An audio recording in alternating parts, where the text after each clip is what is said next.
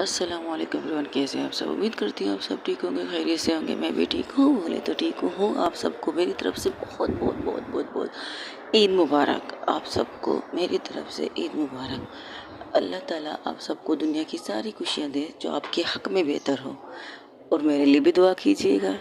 और आज इस तरह कितनी हद तक होगी मुझे नहीं पता। रिकॉर्डिंग करने बैठी हूँ, आज आपकी ईद का पहला दिन है, सोचा रिकॉर्ड ना करो, लेकिन फिर भी बैठ गई आप सबके प्यार की वजह से।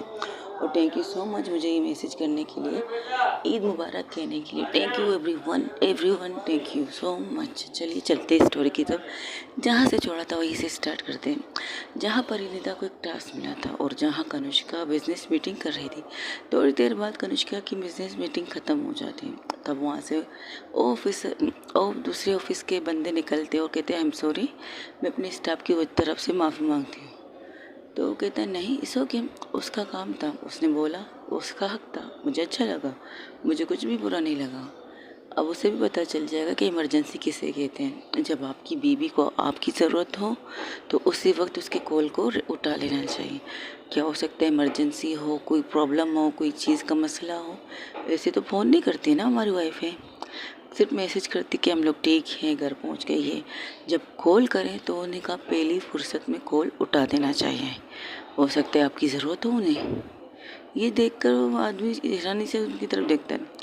आप कैसे कह सकते हो उनको हमारी ज़रूरत है? बिल्कुल हो सकती है। देखिए, वाइफ हमें मैसेज करती है अक्सर, कभी भी कहीं पर भी जाओ उनकी मैसेजेस आते हैं। कॉल वो तब करती है जब इमरजेंसी हो, किसी चीज़ की इमरजेंसी हो, कहीं जाना हो, कहीं जानते हुए हमें इंफॉर्मेशन देना हो कि हमें इजाज़त लेनी है कि आप मैं यहाँ जा रही हूँ, जाऊँ। क्या ज़रूरी है हर चीज़ की इजाज़त लेने के लिए हमें कॉल करें? इमरजेंसी में भी कॉल कर सकते हैं। कोई प्रॉब्लम होगी, उसको आपकी हेल्प चाहिए होगी, आपकी कोई मदद चाहिए होगी, इसलिए वजह से शायद वो आपको कॉल कर रही है। लेकिन आप लोग अजीब सी हरकत करके फ़ोन उठा के कहते, हेलो मैं मीटिंग में हूँ, तुम्हें पता नहीं मैं मीटिंग में हुई है। बहुत सी चीज़ें सुनाने लगते अपनी वाइफ को कि इस चीज़ को हकदार है। नहीं, वो हकदार नहीं है। अब तो मैं एक चीज़ कर लेती हूँ, अपने ऑफिस में एक रूल बना लेती हूँ, किसी भी को भी इमरजेंसी में कॉल उठाने की इजाज़त है सिवाय इमरजेंसी। बाकी किसी टाइम पे भी आप कर सकते हो। और हाँ, मैं फिर से कहूँगी, अगर लाखों करोड़ों अरबों भी लगे हो जिस मीटिंग के लिए, उस मीटिंग को मैं किसी वक्त भी छोड़ सकती हूँ। जब मेरी वाइफ मुझे कॉल करके कहेगी, कॉल लगेगी, और उसका कॉल में जब अपने मोबाइल में उसका नंबर शो देखूँगा तो मैं उठा लूँगा। मैं चाहे किसी भी मीटिंग में हूँ, किसी भी जगह पर हूँ। मैंने खुद से वादा किया है कि मेरी वाइफ जब भी मुझे कॉल करेगी अपने लिए, मेरी वाइफ ने एक बात कही है मुझसे, और कहती है मैं आपसे मैसेज पे बात कर सकती हूँ। मैंने कहा ठीक है, कर लो। और जब मुझे इमरजेंसी में आपको कॉल करना पड़े तो आप क्या करोगे? तो मैंने कहा जब तुम इमरजेंसी में मुझे कॉल करोगे तो मैं इमरजेंसी की सूरत में तुम्हारे कॉल को उठा लूँगी। ये वादा किया था मैंने उससे, और आज भी मैं इस वादे पर कायम हूँ। ये कहकर कनुष्का उस इंसान से हाथ मिला के अपने केबिन की तरफ चली जाती है। तब वो केबिन में बैठ कर कुछ काम करती हुई दूसरी तरफ, जहाँ पर परिणीता की पूरी टीम इस चीज़ पे लगी कि कोई भी अच्छा सा डिज़ाइन बना के उन 3 जजों को दिखा दें, जिनकी वजह से ये रूल तो ख़त्म हो जाए कि यहाँ एक जज के इनकार की वजह से सर और इंसान उनको ग्रुप बिल्कुल इस कॉलेज से निकल जाएगा। इसी तरह लगने लग एक पल ऐसा आता है, परिणीता के हाथ डगमगाने लगते हैं। वहाँ दूसरी तरफ जहाँ कनिष्का बैठकर कुछ काम कर रही थी, उसके दिल की धड़कन तेज़ हो जाती है, बहुत ज़्यादा तेज़ हो जाती है। वो अपने दिल पर रब करके कहती है यू कैन डू इट मेरी जान, तुम कर सकती हो।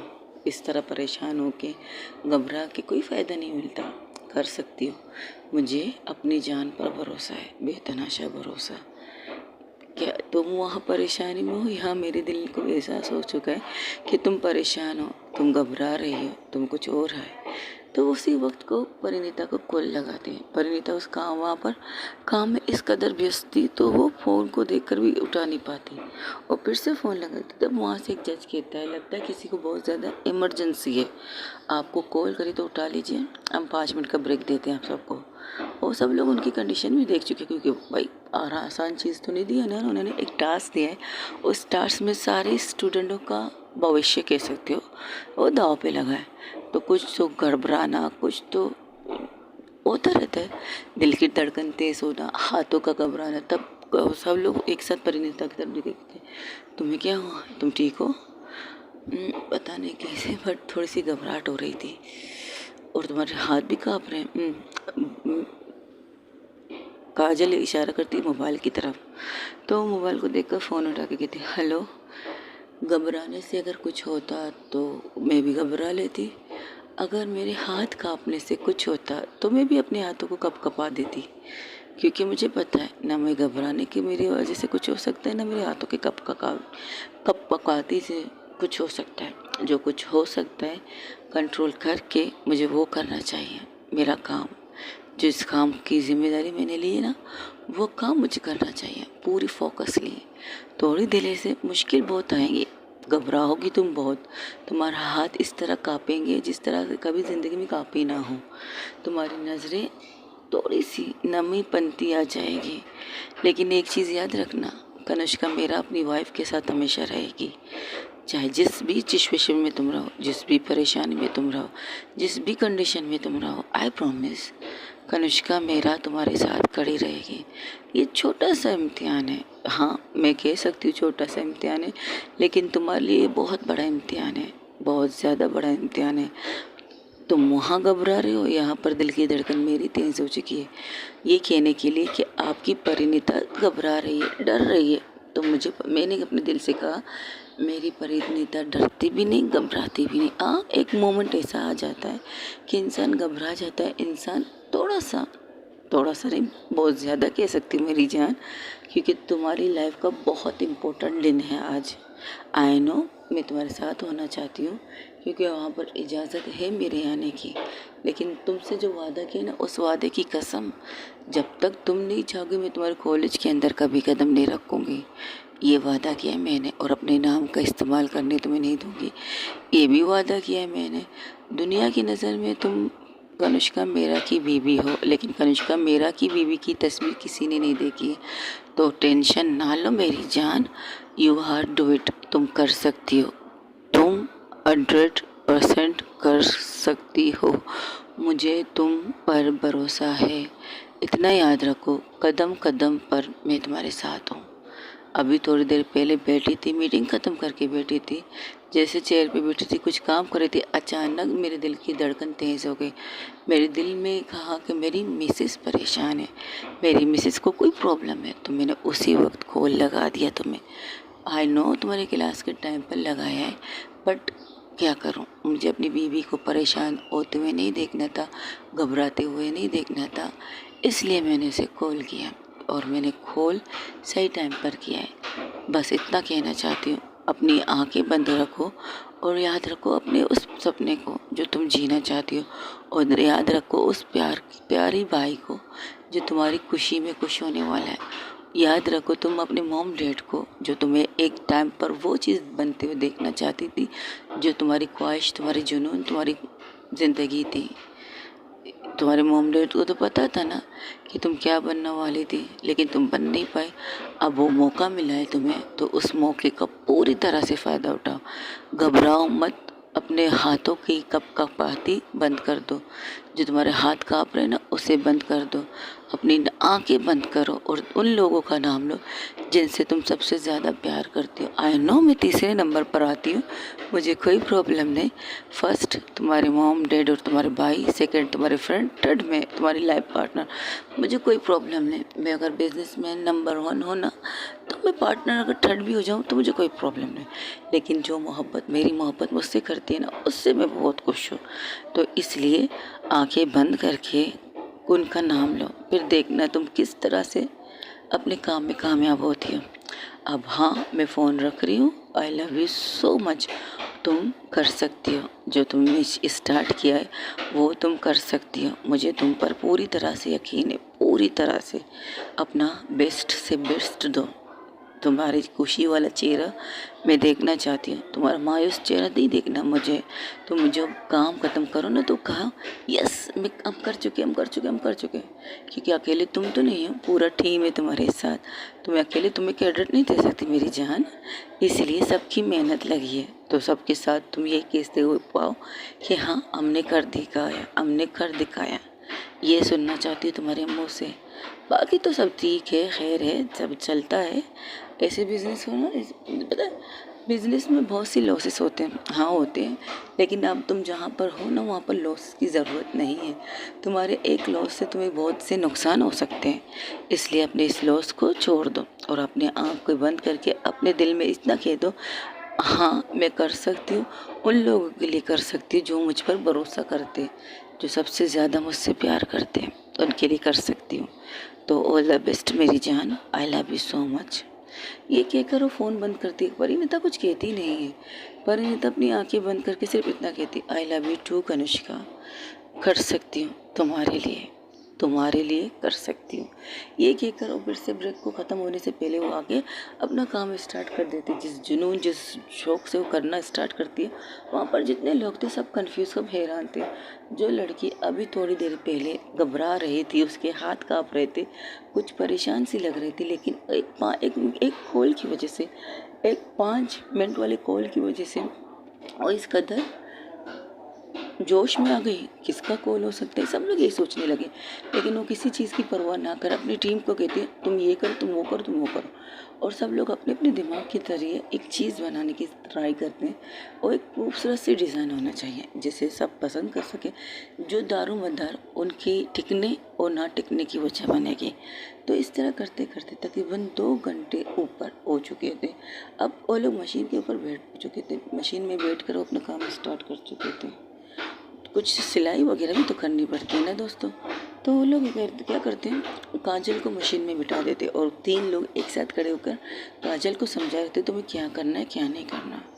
तो बिल्कुल फोकसली सब लोग अपना काम करते हैं, क्योंकि ये 2 घंटे बहुत होते हैं इनको इस चीज़ को दिखाने के लिए। वहाँ पर टाइमर स्टार्ट हो चुका है, क्योंकि टाइम ख़त्म होने की डगर पर आ चुका है, क्योंकि इन्हें 2 घंटे ही दिए गए थे। इन 2 घंटों में उन्होंने क्या किया, इनका रिजल्ट तो वो जज बता सकते हैं। वही दूसरी तरफ जाकर अनुष्का अपनी केबिन में बैठकर परिणीता के चेहरे की तस्वीर की तरफ देखकर सिर्फ इतना कहते हैं, माय बच्चा परेशान है, उदास है, पर क्या कर सकते हैं, आप ही ने तो हमें रोका है आपके पास आने से, वरना हम आपको इस तरह परेशानी में थोड़ी देखते।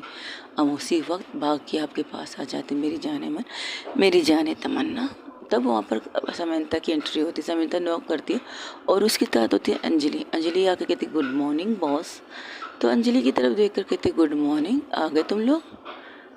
हाँ हम आ गए। लो तुम्हारा फ़ोन, आपने तोड़ा तो नहीं ना दी? तोड़ना चाहती थी, लेकिन तुम्हारी भाभी ने सख्ती से मना कर दिया कि तोड़ना नहीं। लेकिन तुम लोग को शर्म आनी चाहिए ऐसी हरकत नहीं करते हुए। आप परेशान हो? मैं तो परेशान नहीं हूँ, मैं बस सोच रही हूँ क्या, जब परिणीता सबसे बड़ी डिज़ाइनर बनेगी, सबसे ज़्यादा खुश कौन हो सकती है? आप और कौन? वो खुद खुश होगी, सबसे ज़्यादा खुश वो होगी जब उसके हाथ में सर्टिफिकेट आएगा, डिग्री का आएगा, एक बेस्ट डिज़ाइनर के तौर पर वो लोगों के सामने नज़र आएगी। जब उसके कपड़े मार्केट में लॉन्च होंगे, जब उसकी आइडेंटिटी, जैसे कि हम कहते हैं ना, क्या कहते हैं, हाँ वो क्या कहते हैं यार, उसके लिए आप क्या करना चाहेंगे दी? क्या मतलब, वो जो ब्रेक वगैरह बनाते हैं ना डिज़ाइनिंग वगैरह के लिए, ad ad ad ad ad वाली चीज़ें कौन करेगा? आप तो बिजनेसमैन। मैं नहीं कर सकती, वो खुद से खुद करेगी। उसने कहा है वो मेरे हेल्प के बिना वो सारी चीज़ें करना चाहेगी जो वो करना चाहती है, और मैं इस चीज़ में उसकी सपोर्ट हूँ। मैं उसका नाम अपने नाम के साथ उसका नाम जोड़ के रखूँगी। लेकिन दुनिया मुझे जब कहेगी ना, अरे मिस परिणीता आपकी वाइफ है, वो सबसे बड़ी डिज़ाइनर जिन्होंने अब दुनिया में अपने आप को एक नया एक मकाम बना के दिखाया, एक नाम पहचान बना के दिखाया, अब दुनिया में वो सारे उनको जानते हैं, परिणीता को सब जानते हैं, तो मुझे सबसे ज़्यादा खुशी होगी। वैसे अगर वो आपके नाम के सारे भी चलते तो अच्छा होता ना। अच्छा होता, बहुत ज़्यादा अच्छा होता, मुझे कोई प्रॉब्लम नहीं। लेकिन क्या है ना, दुनिया बहुत कमीनी चीज़ है, आपको आगे बढ़ने नहीं देती, आपको पीछे हटने भी नहीं देती। दुनिया का क्या प्रॉब्लम है पता है, जब आप बड़े इंसान बन जाओ ना, तो आपके पीछे जो आपके लाइफ पार्टनर है ना, उसे सुना सुना के मार देती है। तुम्हें शर्म आनी चाहिए, तुम्हारी लाइफ पार्टनर ने इतना किया है और तुम वही मैट्रिक पास, पता नहीं तुम में क्या देखकर उसने तुमसे शादी की है। या तुमने उसे के दौलत देकर तुमने उसके साथ शादी की है। ऐसी चीज़ें, बहुत सी चीज़ें सुनते, कुछ लोग जेलस में कहते, कुछ लोग हसद की नज़र से कहते हैं, कुछ लोग दिल से बुरे करते हैं। लेकिन जो आपके सच्चे दोस्त होते हैं ना, कहते हैं अरे यार छोड़ो भी, इनका काम है कहना, तुम इनकी बातों में मत आना। कुछ लोग ऐसे होते हैं, लेकिन कुछ लोग कहते हैं नहीं, तुम्हें सोचना चाहिए, तुम्हें करना चाहिए। तुम इतने बड़े बिजनेसमैन की बीवी हो, इतने बड़े डॉक्टर की बीवी हो, इतने बड़े इंजीनियर की बीवी हो, इतने बड़े, इतना बड़ा कौन भाई, कौन? हम इंसान हैं, इंसान रहने दो, बड़े हम नहीं हैं। लाइफ पार्टनर के साथ कदम से कदम मिलाना की बातें करने वाले लोग अक्सर अपने वाइफ को दो कदम पीछे रख के आगे चलने वाले लोग भी होते हैं इस दुनिया में। और ऐसे लोगों को कमीना कहता हूँ मैं, जो कहते बड़ी बड़ी वादे करते हैं, वादे करके कहते हैं कि तुम्हारे साथ चलूँगा, तुम्हारे कदम से कदम मिलाऊंगा, कभी तुम्हें अपने पीछे चलने के लिए नहीं कहूँगा, कभी तुम्हें ये नहीं कहूँगा कि तुम मुझे फॉलो करो। नहीं, कदम से कदम, कंधे से कंधे मिला के हम चलेंगे। फिर शादी के बाद क्या होता है, जब वो इंसान कहते हैं मुझे ये करना है, तो कहते हैं तुम्हें शर्म नहीं आती, घर है, घर इतना सब कुछ है मेरे पास, कर लो तुम्हें जो करना है, क्या ज़रूरत है जॉब करने की, क्या ज़रूरत है आगे पढ़ने की, क्या ज़रूरत है ये करने की। वो उसकी ख्वाहिशों को मार देता है, वो उसके दिल की वो खुशी को मार देता है जिसे कभी उसने बचपन से सोचा होगा। जब हम बच्चे होते हैं ना, हमें पहचान नहीं होती। जब हम थोड़े बड़े होते हैं तो हमें पूछा जाता है, हमारी फैमिली के बहुत से लोग आते हैं, कज़न से, चाचा चाची, मामा मामी, खाला खाला, पुप्पा पुप्पी, सब लोग आते हैं ये पूछने के लिए बड़े होके तुम क्या बनोगे। है, ये सवाल अक्सर पूछा जाता है, बड़े होके तुम क्या बनोगे। कुछ लोग कहते हैं टीचर बनेंगे, कुछ लोग कहते हैं ये बनेंगे, कुछ लोग कहते हैं मेरी मिसाल ले लो। मैं मेरी एक भांजी है छोटी सी, तकरीबन 6 साल की, 8 साल की कह सकते हैं, हाँ 8 साल की है। तो एक दिन मैंने उससे पूछा कि तुम्हें क्या बनना है, तो पता है वो क्या कहती है, बड़े होकर मैं टीचर बनूंगी। मैंने कहा अच्छा, तुम्हारी टीचर तुम पर इतनी मतलब इतना डांटती है, शायद तुम्हें मारती भी होगी, इसलिए टीचर बनोगी बच्चों को मारने के लिए। तो उसने अपने माइंड को ये बना दी, हाँ मुझे इसलिए टीचर बनना है क्योंकि मेरी टीचर मुझे मारती है इसलिए टीचर बनना। तो ऐसी चीज़ें, बहुत सी चीज़ें होती हैं। सॉरी कनिष्का की ना चीज़ों से हट के मैं अपनी पर्सनल चीज़ें आपको बताया, कोई बात नहीं। लेकिन बहुत अच्छी भांजी मेरी भांजी है, बहुत अच्छी, सबसे ज़्यादा कॉमेडी और मजाक मस्ती करने वाली शरारती बहुत है।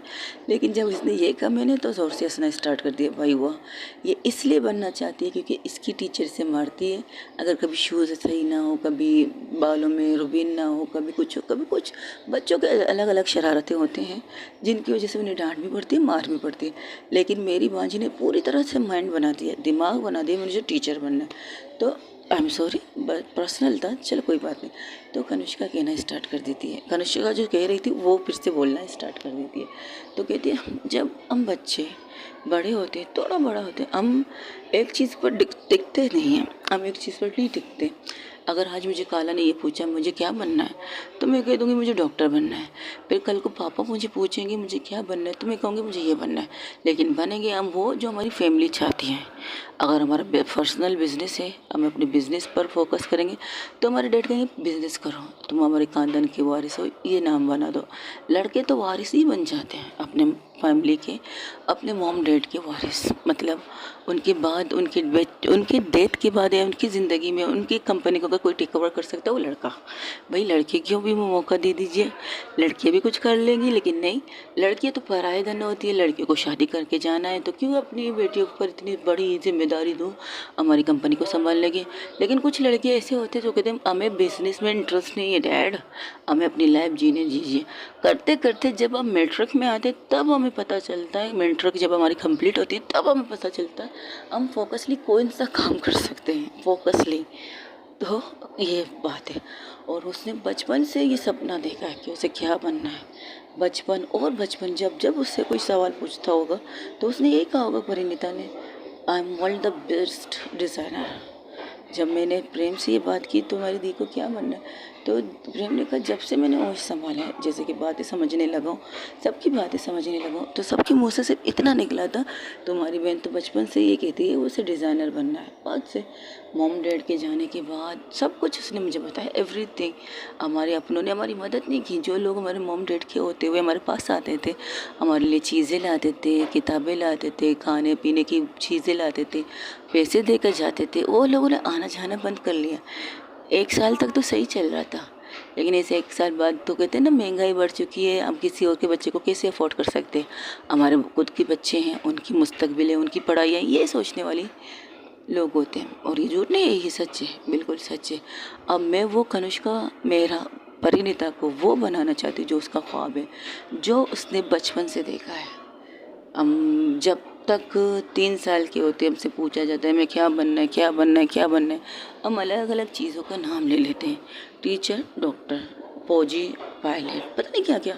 हम जब तक बड़े होते हैं ना तब तक हमारे होश में से ये सारी चीज़ें चली जाती हैं। अरे यार, एक वक्त था जब बैठ के सोचते, एक वक्त था मैंने सोचा था मैं पायलट बन जाऊँ। एक वक्त ऐसा, कुछ लोगों को मनी प्रॉब्लम होती है, मिडिल क्लास लोगों के बच्चे पढ़ने के शौकीन तो होते हैं, उन्हें पढ़ने की इतनी जुनून होता है, लेकिन सपोर्टिंग कोई नहीं होता। पैसे, बिना पैसों के तो आप कोई काम कर नहीं सकते हैं। पैसे जो आपकी पढ़ाई को आगे ले जा सकती है, पैसे, मेडिकल की सीट लेने के लिए पैसे, लॉयर की सीट लेने के लिए पैसे, हर चीज़ के लिए पैसे ही लगते हैं। अगर कोई कहता बिना पैसों के तुम एक डॉक्टर बन सकते हो, क्या ऐसा पॉसिबल है क्या? बोलो समंता, बोलो अंजलि, ये पॉसिबल है? बिना पैसों के तुम एक डॉक्टर बन जाओ, बिना पैसों के तुम एक इंजीनियर बन जाओ, बिना पैसों के तुम एक वकील बन जाओ। दुनिया में जितने भी जॉब हैं, जॉब चीज़ों के बनाने के, तोड़ने के, उनके लिए पैसे चाहिए। कि तुम्हारे पास है पैसे कि तुम इस इस पेशेंट पढ़ाई को पढ़ सकती हो? नहीं, वो कहते नहीं, फिर मजबूरन वही करते हैं जो उनके पेरेंट्स कहते हैं हमने तुम्हें मैट्रिक करा दी, बस नहीं काफ़ी है, इसके बाद तुम्हें वैसे भी शादी करके जाके बच्चे देखने, बच्चों की पोटी शोटी साफ करनी है, आदमियों को खाना बना के खिलाना है। अरे भाई, सिर्फ औरत क्यों करें? एक औरत की जिम्मेदारी क्यों ये सारी चीज़ें हो? हाँ, बनाओ, उन्हें इतना मजबूत बनाओ, जब कभी आपके हस्बैंड पर प्रॉब्लम आए ना तो आप उसके कंधे पर कंधा टिका कर कह सके डोंट वरी जान, मैं तो हूँ ना। आप यहाँ पे स्टॉप कर चुके, हम आगे जाकर और ज़्यादा मेहनत करेंगे, और ज़्यादा काबिलियत करेंगे, और ज़्यादा कुछ करेंगे। अगर अनपढ़ जाहिल औरत ये कहेगी ना तो उस पर हंसेंगे लोग, उसे ताने देंगे, अरे तुम जैसी अनपढ़ जाहिल भी यही बातें करने लगती है। हाँ, वो अनपढ़ जाने तो क्या हुआ, उनके दिल की फीलिंग नहीं होती, उन्हें ख्वाहिश नहीं होती उन्हें क्या बनना है क्या नहीं। जब वो कह रहा है वो अपने हस्बैंड का, अपने शौहर का कंधे से कंधा मिलाकर चल के उसकी मुसीबत को कम करेंगे तो आप लोगों को मजाक लगती है? बिल्कुल नहीं। और जो मिडिल क्लास लेडीज़ होते हैं ना, मेरे ख्याल से वो घर के अंदर रह कर काम करते हैं, सिलाई करते हैं, कढ़ाई करते हैं, या फिर करके खाने वगैरह बनाते हैं, घर जाकर बर्तन साफ करते हैं, झाड़ू पोछा करते हैं, बहुत सी चीज़ें करते हैं अपनी फैमिली की मुस्तकबिल के लिए हैं। आपको पता है कुछ लोग ये सोचते हैं, कनिष्का समंता की तरफ देख कर कहते तुम्हें पता है समंता, कुछ लोग ये सोचते हैं कि ये अनपढ़ जाहिल ये क्या करेगी अपने शौहर के लिए जो बिस्तर पर पड़ा हुआ है, जैसे कुछ मिर्गी खेलो, कुछ अपाइज वगैरह की कुछ भी खेलो, या एक्सीडेंट होकर उसकी टांगें बेकार हो चुकी हैं, तो ये क्या कहते हैं, ये अनपढ़ जाहिल क्या करेगी? तब वो पूरी तरह से मुक्त बन जाती उस घर की, जिस घर की तरफ लोग उंगली करके कहते अब तो इस घर की बर्बादी शुरू हो जाएगी, क्योंकि शौहर तो बिस्तर पर पड़ चुके हैं, अब तो ये घर बिल्कुल बर्बाद हो जाएगा। और तब वो कहती नहीं, ये घर बर्बाद नहीं होगा, तो निकालती वो अपने पुराने ज़माने की सिलाई मशीन को और बैठ जाती उसके ऊपर, है धड़ाधड़ कपड़े सीना स्टार्ट कर देती, जिससे उसे घर बैठे बैठे उसकी बिजनेस चल जाती है। इससे मिडिल क्लास लोगों के अंदर भी हुनर है, बस नज़रिया देखने का फ़र्क है। जब आपकी नज़रिए में खुद गर्जी होगी ना तो आप उसी नज़र से इंसान को देखोगे। जब आपकी नज़र में यकीन होगा कि नहीं ये संभाल सकती, कर सकती, चाहे वो मिडिल क्लास ही क्यों ना, बस यही चीज़ और इससे ज़्यादा कुछ नहीं। और मैं अपनी परिणीता को उस ऊंचाई तक देखना चाहता हूँ, जब मैं बाहर निकलूँ, जब मैं किसी से भी मिलूँ ना तो सामने वाला मुझसे कहे अरे आप परिणीता की वाइफ है, तब मैं कहूँगी हाँ मैं परिणीता की वाइफ हूँ। आपको बुरा नहीं लगेगा? बुरा किस चीज़ का लगना चाहिए अंजलि? कि मुझे इस चीज़ का बुरा लगना चाहिए, जेलस फील करना चाहिए कि मेरी बीवी मुझसे आगे जा रही है, 1 नहीं 2 नहीं 3 नहीं 5 कदम आगे जा चुकी है और मैं उससे 5 कदम पीछे हूँ। जेलसी हर इंसान के अंदर होती है, मेरे भी अंदर शायद होगी, लेकिन मेरी जेलसी क्या होगी? खुशी की होगी कि मेरी बीवी ने वो करके दिखाया जो मैं देखना चाहती थी, वो चीज़, इससे ज़्यादा कुछ नहीं मेरी जान। ये बात तो है। लेकिन कुछ लोग तो होते हैं ना अपनी बीवी को, ये तो है दुनिया का दस्तूर है, अगर बीवी हमसे 2 कदम आगे चली गई तो हम क्या करेंगे? हमारी बीवी सबके सामने आकर खुद की एक पहचान बनाएगी तो हम क्या करेंगे? इस सोच से निकलो, ये सोचो जब कोई सामने से आके कहे तुम अपनी बीवी को रोकेंगे नहीं, तुमसे आगे जा रही हो और तुम यहीं पर खड़े खड़े देख रहे हो, तो तुम उसका मुंह बंद करके कह सको तो क्या हुआ? मुझे तो अच्छा लग रहा है मेरी बीवी आगे जा रही है मुझसे, मुझे और ज़्यादा अच्छा लगेगा मेरी बीवी नंबर 1 बन के दिखाएगी मुझे। इससे ज़्यादा अच्छा मेरे लिए यही होगा, ये सामने वाला कह कर उसका मुंह बंद कर सके। ये होती है फीलिंग, बाकी तो सब ठीक है। हर इंसान के अंदर जेलसी है ये मैं नहीं कहूँगी। वही दूसरी तरफ जहाँ पर परिणीता अपनी पूरी टीम के साथ अपना पूरा काम करके उस डेमी के ऊपर एक ड्रेस लगा देती है, और ड्रेस देखकर एक पल के लिए वहाँ पर जितने भी स्टूडेंट थे सब शौक। इतना खूबसूरत, इतना प्यारा, ऐसा नहीं लग रहा था कि उसके ऊपर 4 हाथों ने काम किया है। जैसे कि 4 नहीं कह सकते, खैर 4 मतलब 4 4 8 हाथों ने काम उस पर किया है। एक हाथ 2 हाथ थे परिणीता के, 2 काजल के, 2 यासिर के और 2 क्या कहते हैं अनीता के। उन चारों 8 हाथों ने जो शाकार बनाए, जो खूबसूरत डिज़ाइन बना के ड्रेस बनाए, उस डेमो मतलब वो क्या कहते हैं, मूर्ति कह सकते हो, डमी, हाँ डमी के ऊपर सजाया। वो एरन की वो टास्क से पहले 5 मिनट पहले ही अपना काम कंप्लीट करके एक साइड में बैठ जाते हैं और सुकून से सांस लेने का कहते हैं हमने कर दिखाया। और सब लोग एक साथ ग्रुप हक करते। यासिर पीछे होता है क्योंकि यासिर किसी को हक नहीं करता, क्योंकि आप लोगों को अच्छी तरह पता है कि जो समझदार है वो समझ जाएंगे कि यासिर ने उन सबको हक क्यों नहीं किया था। उन्होंने बस इतना किया था कि एक दूसरे को हैंडशेक किया था, सबके साथ, लड़कियों के साथ हाथ मिलाया था, इससे ज़्यादा कुछ नहीं। क्योंकि हाथ मिलाना भी नहीं चाहता था, लेकिन परिणीता कहती है बहनों से तो हाथ मिला सकते हो ना, कम से कम बहनों से हाथ ही मिला लो, कोई बात नहीं, जिस दिन राखी बांध देंगे उस दिन तुम्हारे गले भी लग जाएंगे राखी वाले भैया। ये कहकर सब लोग उसके साथ हाथ मिलाने लगते, तो सब की तरफ देखकर यासिर हंसने लगता है। यासिर की आंखों में आंसू थे, तो परिणीता कहते क्या हुआ तुम्हारी आंखों में आंसू?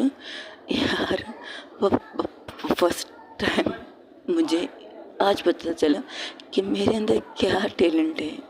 मेरी वाइफ जो मुझसे बेतहाशा प्यार करती है ना, वो उससे कई दफ़ा मुझसे कहा तुम ये नहीं बनना चाहते, तुम ये जॉब नहीं कर सकते, तुम्हें वो बनना है जो तुम बनना चाहते हो, तुम इसी वजह से रोकते हो कि नहीं क्या कहेंगे लोग, क्या कहेंगे कि लड़का लड़कियों के कपड़े सीता है, शर्म नहीं आती? टेलर भी तो लड़कियों के कपड़े सीता है ना। तुम लोगों को पता है टेलर भी लड़कियों के कपड़े सीता है। जब मैंने अपने घर वालों को सामने ये कहा कि मैं एक डिज़ाइनर बनना चाहता हूँ, बहुत से नेगेटिव थॉट मुझे मिले हैं यार, पॉजिटिव किसी का थॉट नहीं था। लेकिन मेरी फैमिली, मेरे मॉम एंड डैड, मेरी सास, मेरे ससुर और यहाँ तक कि मेरी वाइफ, उनका सपोर्ट था मुझे उनका सपोर्ट था। लोगों ने बहुत से कहा शर्म नहीं आती, अब लड़कियों के कपड़े ब्लाउज सियोगे, शर्म नहीं आती, इतना पढ़ाई करके इतना बड़ी अच्छी सी डिग्री लेकर एक वकील बन सकते हो, अब तुम बेटा एक दर्जी बनोगे। और सी चीज़ें ज़रूरी नहीं एक डिज़ाइनर दर्जी हो, दर्जी के अलावा भी वो बहुत सी अच्छी चीज़ें कर सकता है, और दर्जी बनने में मुझे कोई अब नहीं। तब मैंने यहाँ तक आई था, मैं घबरा रहा था यार। आज जो तुमने चैलेंज लिया ना परिणीता, इससे ना मेरे दिल की धड़कन तहस हो गई थी। अगर हम फेल हो गए, अगर हम यहाँ से निकाल दिया गया तो क्या होगा? तो मेरे फैमिली, मेरे ख़ानदान वाले तो मुझ पर हंस के टटोरी करेंगे ना कि लो गया था क्या करने और क्या करके मुँह दिखाने लायक नहीं छोड़ा अपने आप को बेचारे ने, अब लड़कियों के कपड़े सीकर भी नहीं जाएगा बेचारा। ये सुनने को मिलता है यार। हम लोग क्यों वो चीज़ नहीं सोचते जो हमें सोचना चाहिए, जो हमें करना चाहिए, लेकिन हम वो नहीं सोचते। हम बस लोगों की खुशियों को ख़राब करने के बारे में बहुत सी चीज़ें सोचते हैं। हमें उन्हें खुश करना नहीं होता, हमें उसकी खुशियों को हज़म करने नहीं देना होता है। हज़म ना करो, उल्टी करो उनके ऊपर। और जब वो कहे मुझे ये बनना, हंस हंस के एक कॉमेडी शो बना लो उसके। अरे शर्म नहीं आती, कपड़े धोगे, लड़कियों के कपड़े धोगे? मेरे दोस्तों ने तक मुझे इतना कुछ कहा, लेकिन आज इस डमी के ऊपर जो कारीगरी देख रहा हूँ ना, हाँ मुझे एक बेस्ट डिज़ाइनर बनना है। अब मैं कह सकती हूँ मुझे इन जजों के फैसले की भी ज़रूरत नहीं है, मुझे ये जो जज वहाँ पर बैठे ना उनके फैसले की भी ज़रूरत नहीं है, क्योंकि इस ड्रेस को मेरी वाइफ ने कहा है मेरी बेस्ट से बेस्ट डिज़ाइन वाली ड्रेस है, जिससे हम चारों ने मिलकर ये काम किया है। तो क्यों ना हम चारों पार्टनरशिप कर ले, एक बहुत बड़ा बुटीक खोले, आधा तुम करो आधा तुम करो आधा मैं करो, हम चारों का नाम का एक बुटीक होगा। क्या कहती हो, आइडिया बुरा नहीं है क्या? तो सब लोग हंसने लगते, सब लोग यासिर के साथ कहते आइडिया बुरा नहीं। जिस दिन हमें यहाँ पे से डिग्री मिलेगी ना, मतलब हमें एक कागज़ पे लिखा जाएगा कि हम सबसे अच्छे स्टूडेंट और सबसे अच्छे डिज़ाइनर हैं ना, तो मैं वादा करती हूँ मैं तुम्हारे साथ डिज़ाइनिंग के लिए पार्टनरशिप करने के लिए तैयार, कोई करे ना करे पर मैं करूँगी। वर्ल्ड से वर्ल्ड और मुल्कों में जाकर अपने कपड़ों की डिज़ाइनिंग करेंगे। क्या कहते हो? सब लोग हंसने लगते। इस तरह इनकी सारी चीज़ें ख़त्म होती है। वहाँ पर जजेस, अब सारे लोगों के जितने भी वहाँ पर डिज़ाइनर लोगों ने अपनी डिज़ाइन किए हुए ड्रेसिंग डमी पर पहना दिए। अब बिल्कुल तैयार थे डमी जज के नज़र के लिए आने के लिए। तो लोग एक साइड में जाके बैठ जाते और एक साइड में नहीं, उन्हें पूरी तरह से इस कमरे से बाहर भेजा जाता है ताकि जजेस, प्रिंसिपल, वहाँ की जितनी भी टीचर वो सब भी वोट करने वाली हैं, क्योंकि ये पहली दफ़ा है जहाँ पर टीचर भी वोट करेंगे। उन ड्रेसों को देखकर, उनकी बारीकियों को, उनकी सिलाइयों को, उनकी चीज़ों को देखकर ही डिसाइड करेंगे कि कौन सा नंबर 1 ड्रेस है। और क्या परिणीता की ग्रुप की ड्रेस वो हिसाब से है जो बॉस उन्होंने कहा था कि उनकी ड्रेस अगर सबसे ज़्यादा अच्छी हुई तो वो इस चीज़ को ख़त्म कर देंगे कि यहाँ पर कोई भी स्टूडेंट इस टेस्ट में जब फेल भी होगा तब भी वो यहाँ रह सकता है, यहाँ से जा नहीं सकता। सारे दारोमदार इस ड्रेस के लिए और सब, लेकिन हाँ, हर किसी ने अपनी मेहनत की है, अपनी मेहनत का फल लेने के लिए तैयार थे। वहाँ पर तकरीबन 6 ग्रुप थी, जो नई नई स्टूडेंट थी, जो लेट लतीफ़ कह सकते हो आए थे एडमिशन लेने के लिए। वो 6 ग्रुप और एक 7वां ग्रुप था परिणीता का। तो वो लोग इंतज़ार कर रहे थे। उन सबको कैंटीन में भेजा जाता है, कहते जाइए खाना खाइए, क्योंकि आप लोगों ने अभी तक कुछ खाया नहीं, तो अपने एनर्जी बना दीजिए, फिर आके अपने आप को बुला लेंगे। इस तरह से तब वहाँ पर क्या कहते हैं, रागनी मिश्रा आके कहती तुम्हें क्या लगता है तुम्हारी ड्रेस सबसे ज़्यादा अच्छी है? गलती कर ली तुमने, ये शर्त रख के, मुझे नहीं लगता तुम कामयाब होगी। तब वो खड़ी होकर कहती है मुझे किसी को दिखाना या नहीं दिखाना था, मैंने जिसके लिए सोच कर किया ना वो मुझे 100% यकीन है वो कामयाब होगा और मैं जीतूंगी भी ज़रूर, आई प्रॉमिस। ये कहकर वो बैठ जाती है। तब वो घूर के अनीता को देखती है। वो कहती है मुझे क्यों घूर रही है, तुमने इसके घर से कुछ चुरा के तो नहीं लाई हो ना? परिणीता कहती जो चीज़ चुराना चाहती वो देती नहीं है, बड़ी है चुराने वाली। इस तरह करते करते तकरीबन 10-20 मिनट तक वो लोग कैंटीन में बैठते हैं और वहाँ दूसरी तरफ जजेस और टीचर उनकी सारी चीज़ें देख रहे थे। तो वो लोग उन सबको बड़े से बुलाते हैं, वहाँ आते हैं तो उन्हें कहते हैं ये बॉक्स जो आप लोगों के सामने रखा है इसमें विनर का नाम डाल दिया गया है। हम लोगों ने वोटिंग भी की है और वोटिंग से वो लोग जीत भी चुके हैं। और हाँ, अपने ड्रेसेस के बारे में कुछ बताना पसंद करोगे आप लोग? तो सबसे पहले परिणीता ने उसे यासिर को खड़ा करते, वो कहते मैं क्यों, शुरुआत तुम करो, हम देंगे। तो वहाँ पर सारे स्टूडेंट अपनी अपनी चीज़ों के बारे में रखते हैं और बताते हैं कि ये ड्रेस की बनाई, ये ड्रेस इसलिए। तो यासिर को खड़ा किया जाता है तो कहता है बोलो यासिर, तुम बोलोगे? तो कहता है हाँ मैं बोलूँगा मैम, मैं बोलूँगा सर। सारी मैम सबको एक साथ ग्रीट करता है और कहता है ये ड्रेस हमने इसलिए बनाया, वो ब्लैक कलर का खूबसूरत सा गाउन था, बहुत खूबसूरत था, जैसे दुल्हन पहनती है, जिससे दुल्हन पहनकर उनके ऊपर और ज़्यादा रंगत और ज़्यादा निखार आती है। वो ड्रेस उसे दिखा के कहते वो बहुत खूबसूरत था। 2 किस्म के थे, ऊपर से वाइट और नीचे से रेड। और मेरे सबसे पहले वो लोग एक सवाल पूछते हैं यासिर से, फर्स्ट ऑफ ऑल मुझे ये बता ये 2 कलर क्यों, वाई टू से matching is 2 white and red? तो यासिर कहता है मैम ये हमारी कल्चर की सारी निशानियाँ रंगीन नज़र आ रही हैं यहाँ पर। मतलब वाइट जो क्रिश्चियन लोग शादी करते हैं, जो अपनी ब्राइड की लुक में आते हैं तो वो लोग वाइट पहनते हैं, आजकल तो सभी पहन रहे हैं वाइट, लेकिन ये पहचान उनकी है। और ये रेड हर किसी की पहचान है, चाहे हिंदू का हो, चाहे सिख का हो, चाहे मुस्लिम का हो, चाहे कोई भी कह सकते कोई भी धर्म के इंसान को कहो, वो तो जब दुल्हन बनती है तो ये रेड पहनती थी। अब तो अलग अलग डिज़ाइन के अलग अलग चीज़ों के आने लगे, कोई पर्पल पहनता है, कोई ग्रीन पहनता है, कोई येलो पहनता है, कोई वाइट। आजकल वाइट का फैशन ज़्यादा चल रहा है इन सारे मज़हब में अंदर। जब कोई निकाह करता है तो वाइट पहनता है, जब कोई रिसेप्शन में कोई चीज़ें करता है तो वाइट पहनता है। रेड का बहुत कम नोमेशन आजकल होने लगा है, लेकिन रेड भी ज़रूरी है। दुल्हन की असल पहचान ये रेड है जो हम पहनते हैं, हमारी दुल्हनें पहनती है, जिन पर उनकी रंग से उनके चेहरे को और निखार आती है। उनकी ड्रेस का रंग देखकर हम कहते हैं हाय कितनी प्यारी दुल्हन लग रही है, कितनी बन चढ़ के रंग उस रूप आया उसके ऊपर। और ये ड्रेस ऐसा लगता है कि ऊपर वाले ने खास कर उसके लिए बना के भेजा है। और वाकई ऐसा ही होता है मैम। इस ड्रेस में हर इंसान की ख्वाहिश, हर इंसान का सपना, हर इंसान की मेहनत होती है। मेहनत एक डिज़ाइनर करता है अपने क्लाइंट के लिए कि उसे ये ड्रेस पसंद आए, और क्लाइंट ये खुशी में पहनता है ये ड्रेस, ये तो मेरी शादी का ड्रेस है, और बड़े प्यार से और इसे अच्छा खासा संभाल के रखते हैं, बहुत ज़्यादा संभाल के रखते हैं कि ये मेरी शादी की पहली रात का ड्रेस है। उसे फेंकते भी नहीं, उसे किसी को देते भी नहीं, और उनके लिए एक याद बन जाती है। ऐसे खूबसूरत यादें जब भी कबाट खोलो, जब भी कोई भी कबाट खोले, सामने जब वो अपने इस ड्रेस को देखेगी ना, कितनी भी परेशानी हो, कितनी भी टेंशन में, कितनी भी चीज़ें में, कोई चीज़ आपको खुशी दे सकती है ना, वो आपकी लम्हे होते हैं, आपके प्यारे मोमेंट होते हैं। जब कबाट खोल गुस्से में खोल दिया, सारा दिन काम करो, ये करो, फिर भी इन लोगों को शुक्र अदा नहीं है कि हम इतना सारे मेहनत करते हैं, हम लोग लड़कियां मेहनत करती हैं। तो जैसे वो दरवाज़ा खोलती, वो ड्रेस देखती कहती, उसे निकाल के उसे अपने हाथों में लेकर उसे छू कर उस वक्त को याद करती है जिस वक्त में उसने ये पहना था।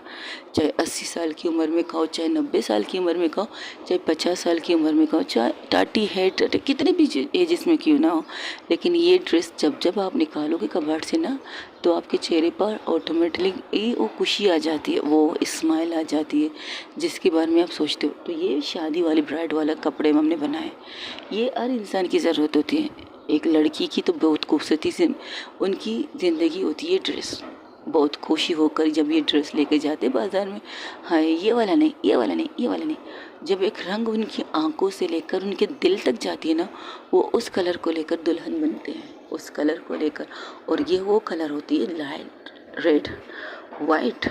वाइट तो ब्राइट, सब लोग दुल्हन बनना पसंद करेंगे, तो इसलिए हमने ये वाली ड्रेस बनाया। ओके, और आप में इनमें से कितनी सबसे ज़्यादा मेहनत किसने की? मेहनत हम सब ने एक साथ की, लेकिन हाँ हमारा हौसला थोड़ा थोड़ा डाउन हो रहा था, लेकिन शायद किसी की मोहब्बत ने उसे इतना हौसला दिया है कि वो अपनी मोहब्बत की खातिर उस डाउन वाले एक्सप्रेशन से हम सबको बाहर निकाल चुकी थी। एक पल ऐसा आया था कि हमारे बॉस बने थे, मिस परिणीता, वो थोड़ी सी घबरा गई थी, उनके हाथ कांपने लगे थे, उनको थोड़ी सी टेंशन हो रही थी। लेकिन अगर 5 मिनट का ब्रेक जो आपने कॉल के लिए उठाने के लिए दिया था, इसके लिए थैंक यू सो मच।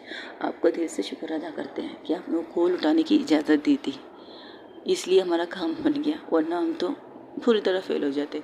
ये कहकर वो बैठ जाता। जब उसकी बातें सुन के सब लोग हैरान थे, तुम इतने अच्छी तरह से शादी वाली जोड़ के बारे में बात करोगे, हमें पता नहीं था। हाँ मैं लड़का हूँ ना, इसलिए लड़के थोड़ी शादी वाली फीलिंग के बारे में बात कर सकते हो, उन्हें तो बस घोड़ी चढ़ना है, सेहरा बांधना है, दुल्हन की बाजू में बैठ के सुहागरात मनानी है, यही चीज़ सोचते हैं। लेकिन एक दुल्हन की तरह सोचो, एक दुल्हन की तरह। और मेरी बीवी ने जब ये ड्रेस पहना था ना, तो फिर से खड़ा होता है, मुझे एक और बात कहनी है। फिर से खड़ा होकर हाथ उठा के कहता, मुझे कुछ और भी कहना है। कहो।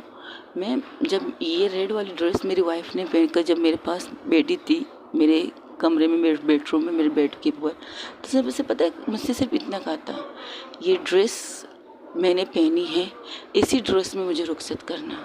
मैं हैरान था यार, मैं तो इसे अभी रुखसत करके मतलब विदाई करके लाया हूँ, अब ये फिर से जाने की बात कर रही। तब मैं हैरान था, कुछ सोचा नहीं। फिर मैं जब बाहर निकला, मैं ये इस कन्फ्यूज़न के साथ बाहर निकला, क्योंकि मेरी बीवी ने कहा उसे कुछ खाना है, भूख लगी है। तो मैं बाहर निकला तो मेरी माँ, मेरी वालदा जो मेरी मोम है, मेरी चेहरे के रंग देख कर कहती है क्या बात है, तुम्हें तो खुश होना चाहिए, तुम्हें पसंद की तुम्हारी बीवी मेरी, तुम्हारे चेहरे का रंग क्यों उतरा हुआ है? मैंने कहा मम्मा, अम्मी, हम लोग अपनी अम्मी को, मोम को अम्मी कहते हैं। मैंने कहा अम्मी, मेरी वाइफ ने एक बात कही है। क्या?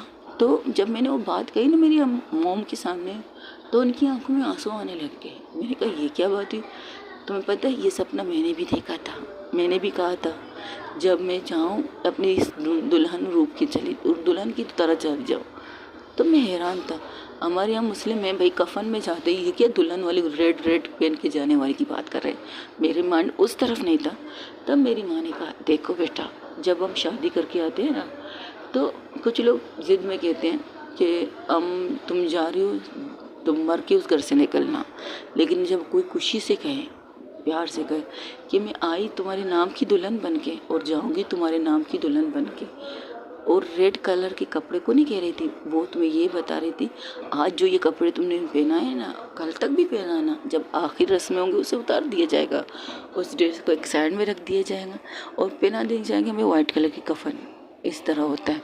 लेकिन रेड, हाँ, दूसरे मज़हब में जब शादीशुदा लड़कियाँ, जैसे हिंदू धर्म में कह सकते हो, शादीशुदा लड़की जब मरती है तो उसे पूरी तरह से श्रृंगार करके, पूरी तरह से दुल्हन बना के, रेड कपड़े पहना के उसकी हस्तियों में कर देते, मतलब विषय क्या कहते हैं, उन्हें आखिरी रस्मों तक ले जाते हैं, उन्हें उतारते भी नहीं, उन्हीं के साथ उन्हें अग्नि दे देते हैं। उस तरह से, जिस तरह से हम कर सकते हो, वाकई सही बात है।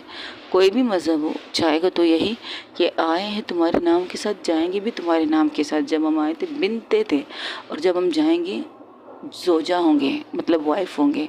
जब हम तुम्हारे निकाह में शामिल हुए थे हम बेटी थे, जब हम पूरी तरह से तुम्हारे निकाह में आएंगे हम तुम्हारी बीवी बन जाएंगे। इस तरह से चीज़ें होती हैं।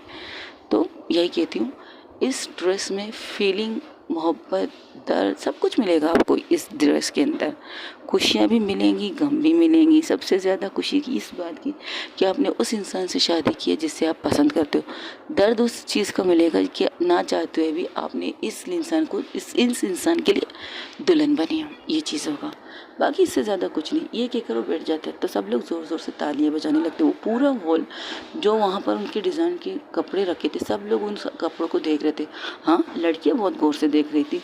तब वो यहाँ से कहता है, देखिए सबकी आंखों में चमक है इस बात की कि हाँ, एक दिन हमें भी ये कपड़े पहनने हैं, चाहे वो खुशी से हो, चाहे परेशानी से, चाहे ज़बरदस्ती हो, लेकिन पहनेंगे तो हम ये भी ड्रेस पहन लेंगे। ये कहकर सब लोग बैठ जाते। तो कि फाइनल डिसीजन तो हम इस बॉक्स में डाल चुके। लेकिन डिसीजन सुनाने से पहले मैं सिर्फ इतना कहना चाहती हूँ, परिणीता, जो चैलेंज तुमने किया था उस चैलेंज में तुम जीत गई हो। डिज़ाइन में जिसका भी नाम है हमें कोई एतराज़ नहीं, लेकिन जो चैलेंज तुमने दिया गया था वो बिल्कुल परफेक्ट जीत गई। हाँ, एक पल ऐसा लगा था जिस तरह तुम्हारे हाथ काँप रहे थे, हमने सोचा बस तुम यहीं पर अपना हौसला ख़त्म कर लोगी, यहीं पर तुम ये कह दोगी नहीं मुझसे नहीं होगा। लेकिन पता नहीं किस इंसान ने तुम्हें खोल करके तुम्हें क्या कहा और तुम उसकी बातें सुनकर तुम इस कदर फिर से जोश में आ गई। आई डोंट नो, लेकिन लगता है जो भी है तुम्हारे दिल के, तुम्हारे बहुत करीब है, तुम्हारे दिल के इतने करीब है कि तुम्हें उसकी बातें इतनी अच्छी लगी, तुमने बिना सोचे समझे अपनी जिम्मेदारी पूरी कर दी। I like it, way confident on, I like it you partner को, कोई दोस्त को, कोई को, फैमिली मेम्बर को। लेकिन जिस तरह से उसने आपको कॉल करके आपका हौसला अफजाई किया था, माइंड ब्लोइंग। इसलिए मैं आप सबको कहूँगी इस बात के लिए क्लैप कीजिएगा भाई, तालियां बजाए, क्योंकि वाकई हम लोग जब काम करते हैं बीच में हमारा हौसला टूटता है, हमें ऐसा लगता है नहीं बस यार नहीं हो सकता ये काम हमसे, इस काम के लिए तो हम बने ही नहीं हैं, क्यों करें ये काम। हम बिल्कुल निराश होकर कोने में जाके बैठ जाते हैं। लेकिन जब आपको आपकी मॉम, मैं गिनवाती हूँ कि किसकी बातों से आपको हौसला मिल सकता है, किसकी बातों से आप कह सकते हो नहीं अगर इस इंसान को मुझे भरोसा है तो मैं करके दिखाऊंगा। तो फर्स्ट योर पेरेंट्स, आपके माँ बाप जो आपको फ़क्र करते, जो कहते नहीं बेटा तुम ये कर पाओगी। सेकंड आपका दोस्त, जो कमीना हो, कुत्ता हो, कुछ भी हो, लेकिन फिर भी कहेगा यार चल ना करके देखते हैं क्या हो जाता है ज़्यादा से ज़्यादा। ये तीसरा इंसान आपकी बहन, फैमिली मेम्बर नहीं होते, बिल्कुल नहीं होते। कुछ फैमिली मेम्बर ऐसे होते तो आपको ये कह के तुमसे ना हो पाएगा तुम छोड़ ही दो, ये सुनने को आपको फैमिली मेम्बर के अंदर मिल सकता है। लेकिन थर्ड आखिरी इंसान वो इंसान है जिससे आप सबसे ज़्यादा प्यार करते हो। आपका लाइफ पार्टनर कह दो, आपकी गर्लफ्रेंड कह दो, आपकी मंगेतर कह दो, कुछ भी कह दो, या आपकी बीवी कह दो, या आपकी बेस्ट फ्रेंड कह दो। वो आपको जब कहता है ना नहीं, वो आपके कंधे पर एक हाथ मार दे, कहता चल जा मैदान में मार के आ जा, मरेगी ना तो ठीक है कुछ नहीं, लेकिन अपने साथ 3-4 लोगों को मार के आ जा, ये कह के तुम्हें ऑल द बेस्ट कह देगी। ये उसका ऑल द बेस्ट कहने का तरीका है, हो सकता है इस तरह से। लेकिन आपने परफेक्ट काम किया और आपकी ये ड्रेस जो कॉम्बिनेशन की थी फर्स्ट वाइट एंड रेड, हमने सोचा ये कैसी ड्रेस बनाई आपने, लेकिन आपने एक दुल्हन का रूप हमें दिखाने की कोशिश की इस ड्रेस के अंदर। वाकई आपने सही कहा था, ये खूबसूरत चीज़ें ये कभी ख़त्म नहीं होती, कभी बंद नहीं होती। और हाँ, जब दुल्हन बन के लोग आते हैं अपने दिल की अरमान खुशियाँ लेकर अपनी माँ की अपनी अपनी पेरेंट्स की दहलीज पार करके आपके घर तक आते हैं, उसके अंदर बहुत सी हलचल होती है, बहुत सी चीज़ें होती है। तब इस ड्रेस को पहनने के बाद आपको ये सारी फीलिंग आएंगी। तो थैंक यू सो मच हम सबको हमारी पुराना ज़माना याद कराने के लिए। और हाँ, ये बात भी सच्ची है जिस तरह यासिर आपने कहा कि ये ड्रेस कबाट के अंदर आपको 100% मिलेगी। कोई भी ड्रेस आएगी जाएगी, कोई भी आज खरीदा फिर किसी और को दे दिए, फिर किसी और को दे दिए, लेकिन ये वाहिद शादी की ड्रेस होगी जो आप किसी को भी नहीं दे सकते, कभी भी नहीं दे सकते। लेकिन जब खुशी में आप किसी को, जैसे कि अपनी बहू को या अपनी बेटी को गिफ्ट करोगे, लेकिन उनकी भी तो चॉइस होती है ना, तो माँ बाप इस चीज़ से रुक जाते, कहते नहीं हाँ, अगर इस पुराने ड्रेस को नए डिज़ाइन में करके आपको अपनी बेटी को पहना दो, दुल्हन को पहना दो उस हिसाब से। जैसे कि अगर हमने 90 के ज़माने में ये ड्रेस पहना है तो 2002 में कुछ और होगा, 2003 में कुछ और होगा, अब चल रहा है 2025, तो इस ड्रेस का कॉम्बिनेशन कुछ और हो सकता है। अगर आपकी फैमिली में किसी की, आपकी मॉम की ड्रेस रखे हुए हैं, उन्हें न्यू डिज़ाइन करके आप पहन सकते हो, बारे इस ज़माने की ड्रेस बना के। तो सब लोग कहते हैं यस मैम ये तो है। तब वहाँ से एक लड़की कहती, मेरी माँ ने तो 10 दफ़ा मुझसे कह दिया मेरी शादी की ड्रेस तुम पहनोगी, मेरी शादी की ड्रेस तुम पहनोगी। अब मैंने कहा ये कितना ओल्ड फैशन ड्रेस होगी कि मैं पहनूंगी, लेकिन जब मैंने वो ड्रेस देखा तो वो बहुत खूबसूरत, मैम बहुत ज़्यादा खूबसूरत, तो उसके अंदर चेंजिंग करने की भी ज़रूरत नहीं है। तो फिर भी मेरी मॉम कहती नहीं कुछ चेंजिंग करेंगे तुम्हारे लिए, क्योंकि मेरी मॉम थोड़ी सी हेल्दी थी, मैं थोड़ी सी स्मार्ट हो कह सकती हूँ, इस वजह से। तो सब लोग हंसने लगते उस लड़की की बातों पर। इस तरह से वहाँ की ये क्लास एंड हो जाती, तो उनको मुबारकबाद देते और उनके ड्रेस पर बाकायदा से सब लोग स्टूडेंट कहते नंबर 1 का टैग लगाना चाहिए। इतने जितने भी स्टूडेंट थे सब लोगों ने उस ड्रेस को देखा था, उन्होंने सबके ड्रेस को देखा था, सबको नंबर दिया था, सब लोग 1 2 3 4 इस तरह के नंबर।